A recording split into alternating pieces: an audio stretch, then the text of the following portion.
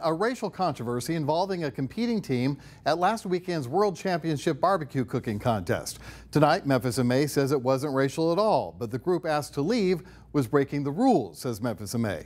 Our Zaria Oates is here after sitting down with team members about what they say really happened. Zaria? Richard, members of the Game of Bones barbecue team are outraged tonight after two of their teammates were escorted out of Tom Lee Park this past weekend, accused of violating the rules. Memphis and May says groups are supposed to have their outdoor chairs no further into the street than where their tent line ends. But the team members say the rules changed multiple times over the weekend and believe the incident was racially motivated, as only the black team members were escorted out.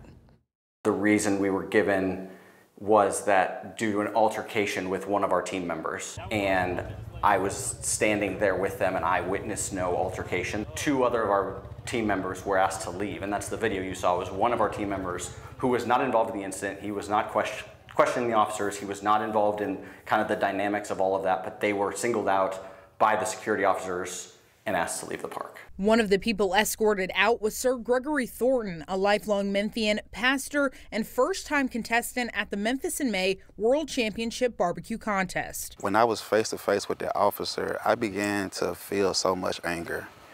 I felt like shame. I felt disrespected. I felt belittled as a man. I felt like I was unjustly being removed from a place because I was black.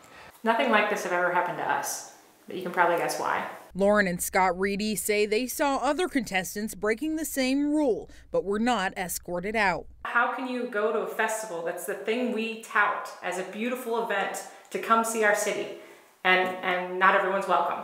That's sure what it looks like.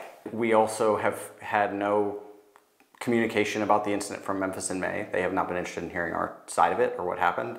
Memphis and May released a statement earlier today saying the decision to ask the team to vacate for the evening was purely the result of rule violations after repeated warnings and had nothing to do with individual team members or race. While some officers involved were sheriffs, the Shelby County Sheriff's Office directed us to Memphis and May for a comment. I left feeling like I lost my right as a man, as a citizen, to stand and speak up for myself, because I knew that if I would have continued to stand there and go back and forth with him, I would have been perceived as an aggressor.